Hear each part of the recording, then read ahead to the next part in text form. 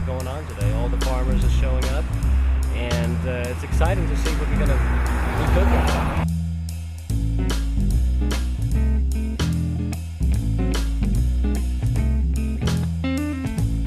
So we made it to the Urban Harvest Farmers Market. We got fresh produce, we got great food to taste, we have live music. Welcome back to Currant Kitchen. Today we stepped outside the commercial kitchen and into the private home of a beautiful home in Montrose. We are actually going to play with some pan-roasted duck today, along with some beautiful local beans, and figs are here. So figs, we're doing figs with some champagne and a brie fondue just to round it off. So enjoy, come on, let's go to the kitchen.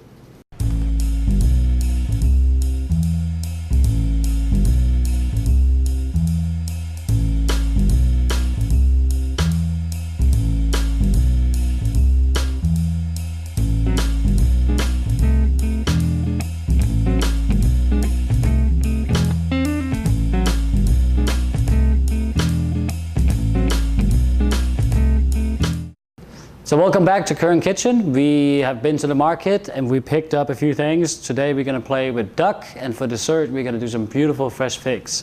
So the first step in this duck dish is to quarter the duck, get it seared, get it in the oven, and we're going to make a nice sauté out of fresh beans with a little bit of shiitake broth and some shallots, and that will be the base for our dish. So the first thing we will do is we will cut up this duck.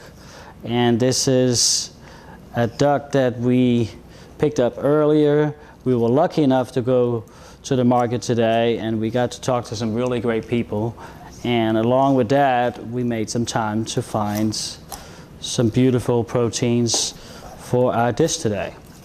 So duck is a delicacy in my mind, and what we like to do is separate the breast from the leg, and one of the reasons is because the breast doesn't really take that long to cook. And the other thing is that a good duck breast, really you want to serve it medium to maybe medium well at the most, because what it does, it keeps it really juicy and nice and tender.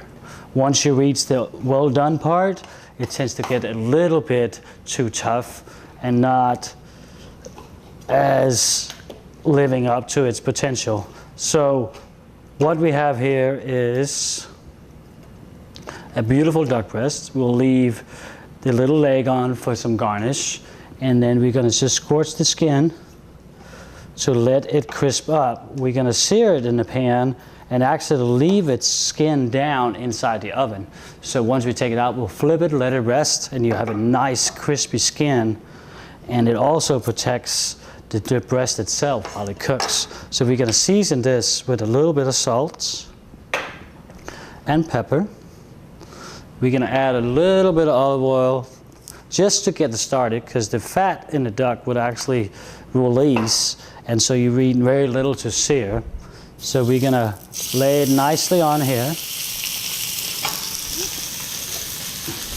and let that cook in the oven. We're cooking about 375. We'll stick it in there roughly about 10-12 minutes, depending on what temperature you like to reach. I like to reach medium. Then we're gonna let it rest and just simply slice a couple slices. We'll sear it on the other side as well, and then turn it over. And the skin will be nice and golden in the oven, being face down. So we'll stick this in 375. Let that roast in there, and we'll put this aside, and we will start on our sauce. For the sauce today, we picked some yellow wax beans, some Romano beans, and a little bit of shiitake. These shiitakes we got right outside of, in Cat Springs, right outside of Houston. Beautiful shiitakes. You take the little stem off, tends to be chewy. You could actually make a little stock with this. They have lots of flavor in them, but they're really tough to eat. So you definitely want to get rid of them as far as putting them in your sauce. But you could make a nice stock. We're also going to add a little bit of shallots And we're just gonna slice the onion. Slice the onion here. Again, add a little bit of olive oil to our pan. Get the onions in there, sauteing a little bit, get that sweetness out in the shallots. Just kind of let it sit in there. Turn your pan up a little bit. Once it gets going, you can turn it down a little bit again. And while we're waiting on that, we're just going to snip the beans, which you basically just take the little tips off. And we wash them pretty thorough before we got started, so no use in that. These are really fresh beans. Really, you barely even have to cook them. We're just going to use as a form in the sauce to create it, so they're just going to simmer for a few minutes. But fresh beans, nice and crunchy, still very tender. These are from the market as well. So we're just kind of snipping a few of these. To this sauce, we're going to add a little bit of red balsamic and a pinch of sugar just to create the sauce, and then we're going to finish it off with butter. And I have some great fresh basil, a little bit of oregano, and then to garnish the dish in the end, we're going to do some pea shoots, just to add that crispiness back in to the dish. And this could be, obviously you could clean the beans ahead of time, or you could, depending on what you're making it for, you could even make the sauce a little bit ahead of time and then basically finish it with the butter right in the end. So we're going to slice these mushrooms up and get them in with the shallots. The shallots start to crisp up a little bit. They're getting a little bit golden, not dark, but just a light gold. It just gets that sweetness and sugar out in the natural sugar in the shallots. And keep in mind, once you add the mushrooms, they will actually absorb a little bit more of the oil. We can add the vinegar and a little bit of olive oil just to get it started and soften them up. Stir those up. And if you feel your skillet is getting a little bit too hot, you just basically turn it down, because again, we're just looking for a simmer. We're not necessarily looking for too high of a heat. So these are going to braise. And as the beans cook a little bit, they will actually release a little bit of the liquid.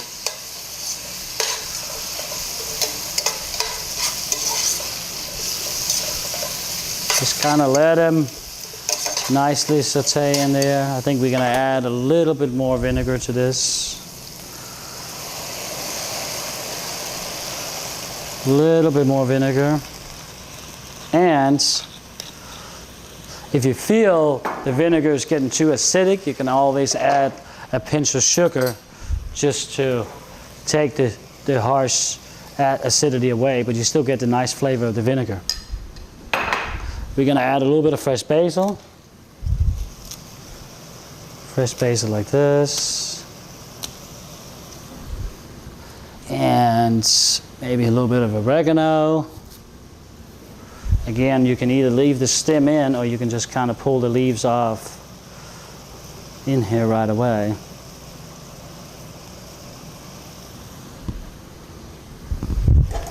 Stir that in there, and then we will add some cold butter just to get the nice sauce going, to get up to it like a butter sauce. Now, when you make the butter sauce, it's important that you get it up hot, but you don't want to get it to a boil. The minute you get it to a boil, you actually will separate the sauce where we're trying to keep it together.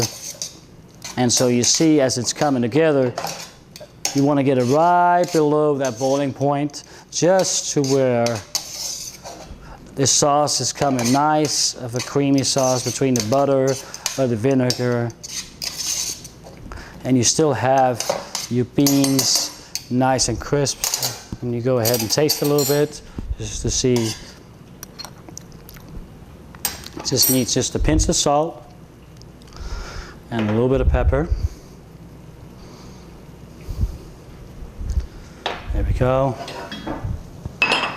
And your sauce is ready. So we'll set that to the side right here. And then we can check our duck to see how we're doing on that.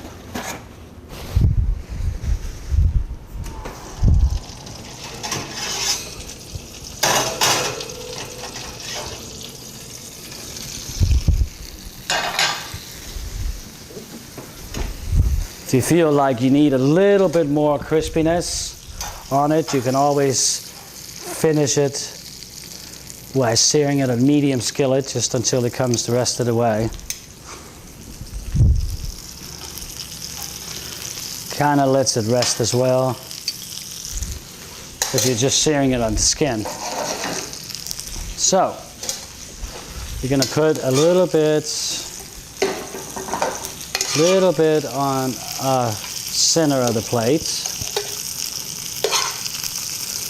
to provide a beautiful base for our duck. Turn the skillet off. Let it sit right here. Lay it on top. Take a spoon and lay a little bit of that beautiful sauce right on top. And we're going to garnish with some beautiful pea shoots. And squash blossom is still here, so we can add a fresh squash blossom just for a little bit of texture. So here we have it. We have our finished dish. We have a pan-seared duck, fresh beans, squash blossoms, and a little bit of pea shoot. There you go, enjoy. Welcome to Currant Kitchen. I'm your host, Chef Soren Petersen. For more information on these recipes, www.currantkitchen.com. You can get all the help you need. Thank you for watching. So welcome back to Currant Kitchen. I'm your host, Soren Petersen. I'm sitting here, honored to sit here with Dr. Bob Randall, who started the whole movement here in Houston about growing local, eating local, and really embracing that philosophy. How did it all start? Yeah, I know that's a tough question, but... Well, I'm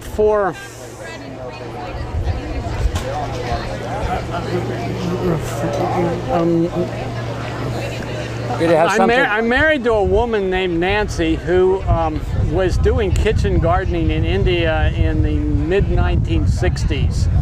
And when I met her in the late 60s, we started experimenting with growing food. She and I were both very interested in nutrition for various reasons. And at the time, there wasn't much we could afford that was organic and local and tasty. And the first effort we ever made was really on a second floor apartment balcony. Anyhow, time passed. We lived in many places. The last place we lived in before we moved to Houston, we happened to be able to rent a house on a 2-acre orchard in Southern California, and we're taught how to raise a lot of fruits. And when we came to Houston, we started growing stuff in 1979. And in '86, I started teaching classes for leisure learning on how to grow vegetables and fruits. So how was Houston the destination? What was there? Well, we moved here from the edge of the Mojave, and it was, I always say, in August it was cooler here, which was nice to get out of the heat, but it was also a bit damper. And it took a while to figure out how to do this, and especially gradually realizing that growing them organically was easier to do than with chemicals. Beginning, I was using chemicals and having a lot of trouble. And the more I learned how to do it organically, I have a background in ecology, and it basically made sense. So that's a short answer, and then longer. I got recruited by the Interfaith Hunger Coalition to work on their community gardening program, and I did that for 7 years. And during that time, several of the people that eventually founded Urban Harvest and have been steady volunteers ever since became volunteers. I was going to say that. How did it went from a second-story balcony to what we see all around us? When we started at the Hunger Coalition, we had no phone, no table, and didn't know what we were doing. and gradually learned from our errors. I tell people the first 7 homeless shelters I built gardens at all failed, just to give you an example. And gradually learned stuff, and the handout I was using from my classes gradually became this book, which is now over 300 pages, and in its 12th edition sells about 1,000 copies a year. But what happened was that about 1994, some of us decided that we would be better off as an independent agency, and after a lot of problems and very little income, we started with $500 in the bank. We started Urban Harvest. Oh, wow. 1994, and it grew, and it grew because, and I always tell people this, at one point we recognized 450 different individuals who had spent 5 years or more getting the thing going. That's an awful lot of help. So I certainly didn't do this myself. No, but I was the founding executive director, and I did it for 14 years. I did it. So, how would you describe briefly, if you possibly can, what is the inner energy, inner core that kept you going from nothing to failed gardens to eventually reaching this huge success? Well, several things. Professionally, I have a PhD in anthropology. I've been involved with food issues all my professional life, which I'm now over 70. It's a long time, way before Urban Harvest. And I'm a permaculture designer. Permaculture basically links all the things Urban Harvest does. And this concept that we have to have, permaculture means permanent culture. You're not going to have permanent culture unless nature, housing, and food are all sustainable. And they have to be designed together to work together. So farmers markets, for example, like right here, are things you have to do, and community gardens and school gardens, classes. But permaculture is the core idea, really, behind the whole business. So it has to, just to finish off, but it has to be exciting to see all these locals showing up every weekend to the different markets, and how they embrace what you guys started in the beginning. It's extremely exciting, and what's particularly interesting is all these different projects that are now coming because of these markets. Planted Forward Farms is training refugees to grow food. Once people get the idea that they can actually do better at this, then lots and lots of jobs that are out there, and work for yourself. Exactly. It's a wonderful opportunity, and you know, it gives Houston a plan B for its food supply if we ever run into serious trouble. Well, just to eat better. Yes. Better and fresh. Better and fresh, and putting money in local people's pockets at a decent, giving them a decent wage. A lot of this food that's brought in here, Mexico, if you're lucky, if you can get 90 cents an hour growing food in Mexico. Exactly. And so people say, well, this is more expensive. Well, guess what? Our labor is more expensive here. Well, hopefully the standard of living a little bit better too. So. Yes. Bob, it was a pleasure, and I hope that we can, in some future episodes, get you more involved and get in a little bit deeper into the issues, because it's very exciting, and it's an extreme honor to sit with you. And thank you very much. Thank you. Nice to talk to you. Thank you. Yeah.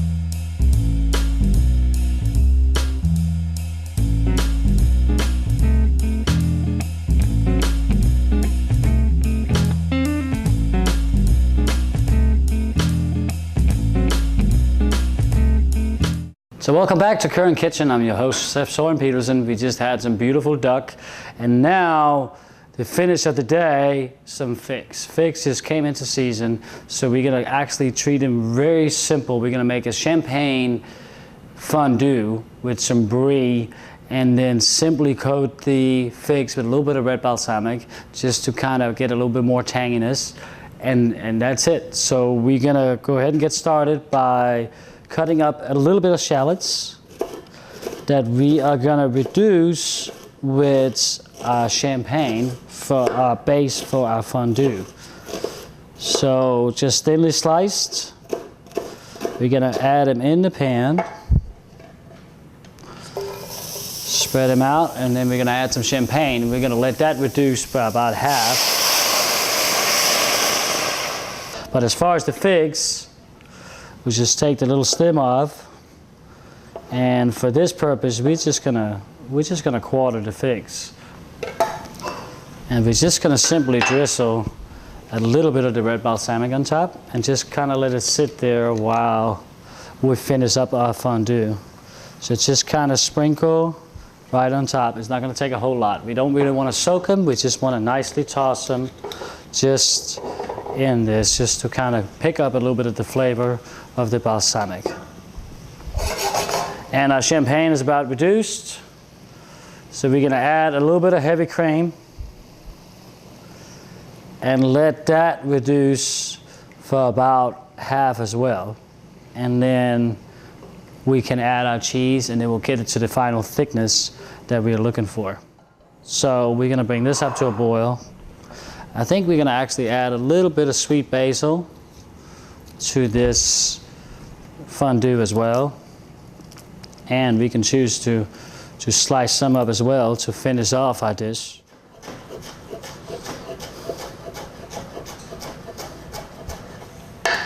So we're gonna actually toss that right in here with the figs, along with the balsamic.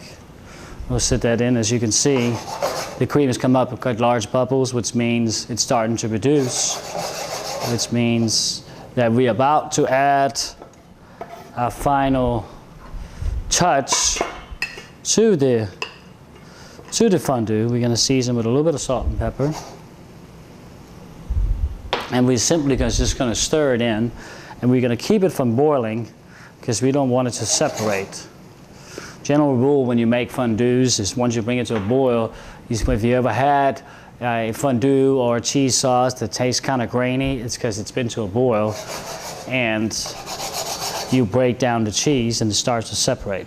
So once you're at this stage where you see the bigger bubbles come up, that's when you want to turn it down, because you still want heat to melt the cheese. You just don't want it to come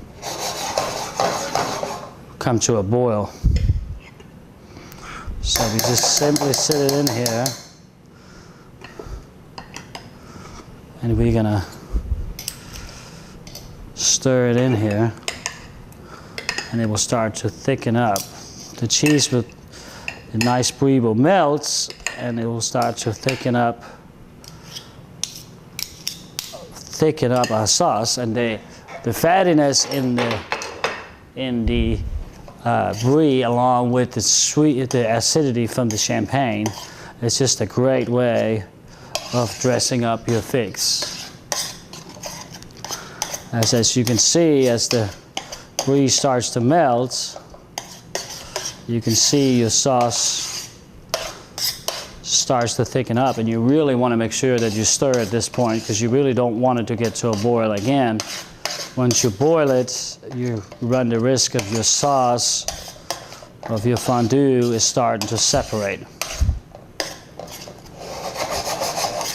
So just low heat and just constant stirring, just to make sure it gets out of there. Gets mixed up really well. We're gonna place the figs nicely on the platter, or you could do it individual if that's how you're serving it. But the figs are so fresh and plump that really they don't need a whole lot to change the flavor of them. You really want to taste that fresh fig.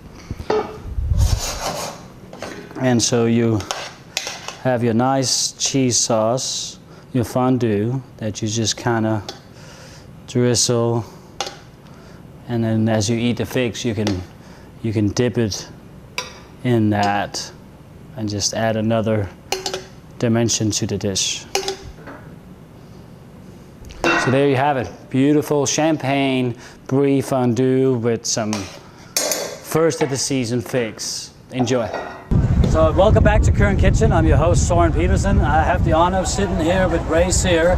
He is with Planted Forward, and he is a teacher? I'm a teacher for Planted Forward. So Planted Forward is an organization that's bringing together refugees who've been resettled because of war. They've had to flee their country.